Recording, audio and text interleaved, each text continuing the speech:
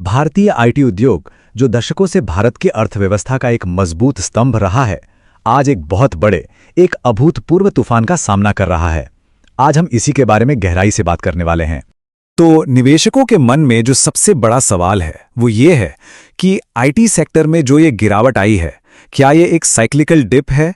मतलब क्या ये खरीदने का एक अच्छा मौका है, या फिर ये किसी बहुत बड़े परमानेंट बदलाव का संकेत है जो इस इंडस्ट्री की शक्ल हमेशा के लिए बदल देगा? एक बात तो साफ है, ये कोई मामूली बाजार का उतार चढ़ाव नहीं है, जैसा कि एक एनालिस्ट ने कहा है, और ये बात बिल्कुल सटीक बैठती है कि हम एक तूफान का सामना कर रहे हैं, एक ऐसा टेक्नोलॉजी ब्लास्ट जिसके लिए हम तैयार नहीं हैं। ये शब्द बहुत मायने रखते हैं। तो मुद्दा ये नहीं है कि बाजार ऊपर नीचे हो रहा है, नहीं, ये एक साइकिल नहीं है, ये एक स्ट्रक्चरल शिफ्ट है, और इसे ड्राइव कर रहा है आर्टिफिशियल इंटेलिजेंस। मतलब जिस बुनियाद पर भारतीय आईटी की पूरी इमारत दशकों से खड़ी थी, अब वही बुनियाद अंदर से हिल रही है, और इसकी वजह है एआई। चलिए अब देखते हैं the great AI valuation gap. इस बदलाव का स्केल कितना बड़ा है, इसे समझने के लिए सिर्फ एक डेटा पॉइंट ही काफी है, और ये पूरी कहानी बयां कर देता है। तो देखिए, ये हैं भारत की सबसे बड़ी आईटी कंपनियां, TCS, Infosys, HCL tech, Wipro. इन सब का मार्केट कैप अगर मिला दें तो यह बनता है लगभग $296.4 बिलियन, करीब करीब $300 बिलियन। ये बहुत बड़ी रकम है, इसमें कोई शक नहीं है। ठीक है, तो वो $300 बिलियन का आंकड़ा ध्यान में रखेगा। अब एक और नंबर देखते हैं, $380 बिलियन। और यह है वो चौंकाने वाली हकीकत। एक तरफ है पूरा का पूरा निफ्टी आईटी इंडेक्स, जिसकी वैल्यू है $29 बिलियन, और दूसरी तरफ है सिर्फ एक एआई कंपनी, एंथ्रोपिक, जिसकी वैल्यूएशन है $380 बिलियन।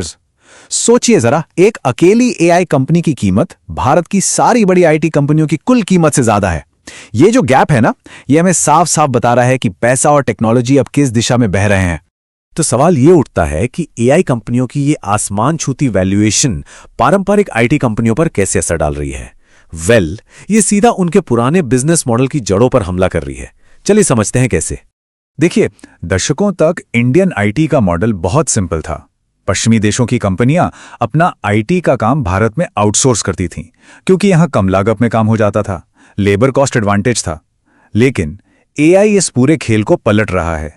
अब वही कंपनियां इन हाउस एआई टूल्स का इस्तेमाल कर रही हैं, जो ज्यादा कुशल हैं और अब तो सस्ते भी पड़ रहे हैं।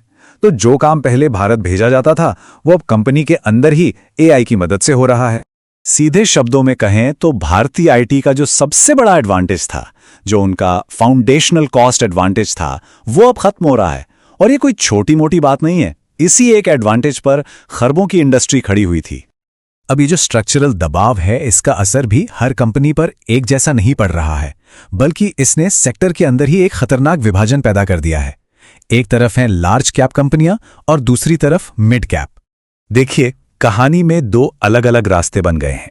जो मिड कैप आईटी कंपनियां हैं, उनके पास एआई में ट्रांजिशन के लिए जरूरी अरबों डॉलर्स का फंड ही नहीं है। उनके लिए ये एक अस्तित्व का संकट है, उनके बंद होने की संभावना बहुत ज्यादा है।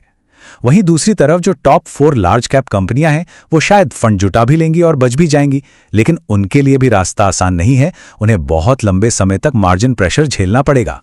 तो ये जो टॉप की 4 कंपनियां हैं, टीसीएस, इन्फोसिस, एचसीएल टेक और विप्रो, ये सरवाइव तो कर जाएंगी, लेकिन इसकी एक बड़ी कीमत चुकानी होगी। उन्हें बड़े पैमाने पर फंड जुटाना होगा, एआई कैपेबिलिटीज में भारी निवेश करना होगा, और इस पूरे ट्रांजिशन का खर्च उठाना होगा। इसका सीधा नतीजा क्या होगा? आने वाले कई सालों तक उनके प्रॉफिट मार्जिन पर जबरदस्त दबाव बना रहेगा। तो अब आते हैं सबसे अहम सवाल पर। एक जिम्मेदार फिड्यूशरी नजरिए से देखें, खासकर संस्थागत निवेशकों के लिए, तो अगले 12 महीनों में जोखिम को कम करने की सही रणनीति क्या होनी चाहिए? पहला और सबसे जरूरी नियम, avoidance is the default strategy. मतलब जब तक चीजें साफ ना हो जाएं, तब तक दूर रहना ही सबसे अच्छी रणनीति है। ये बार्गेन हंटिंग या सस्ते में खरीदने का समय बिल्कुल नहीं है। ये अपनी कैपिटल को बचाने का समय है। हाँ, अगर किसी का निवेश का नजरिया बहुत ही ज्यादा लंबा है, तो सिर्फ टॉप 2 नामों टीसीएस और इन्फोसिस के लिए एक बहुत ही अनुशासित प्रोटोकॉल पर विचार किया जा सकता है। और वो प्रोटोकॉल क्या है? पहला, इंतजार करें कि स्टॉक 3% से 5% गिरे। दूसरा, गिरने पर भी सिर्फ एक छोटी, पहले से तय की हुई एसआईपी की किश्त ही डालें। और तीसरा, उसके बाद और निवेश रोक दें। रुकें और बाजार को स्थिर होने के लिए देखें। और ये देखने का समय कितना लंबा होगा? कम से कम 3 से 4 क्वार्टर्स, मतलब 9 से 12 महीने। इससे पहले सेक्टर की स्थिरता का अंदाजा लगाना भी मुश्किल है। तो यहां सबसे जरूरी चीज है धैर्य, बहुत ज्यादा धैर्य। तो आखिर में हम इस सवाल के साथ रह जाते हैं, पुराना आईटी सर्विस मॉडल तो टूट रहा है, ये तय है। अब सवाल यह है कि नया मॉडल बनाने की इस दौड़ को कौन जीतेगा, और सबसे जरूरी बात, आज के निवेशकों को इसकी क्या कीमत चुकानी पड़ेगी। ये वो सवाल हैं जिनके जवाब आने वाले कुछ साल तय करेंगे।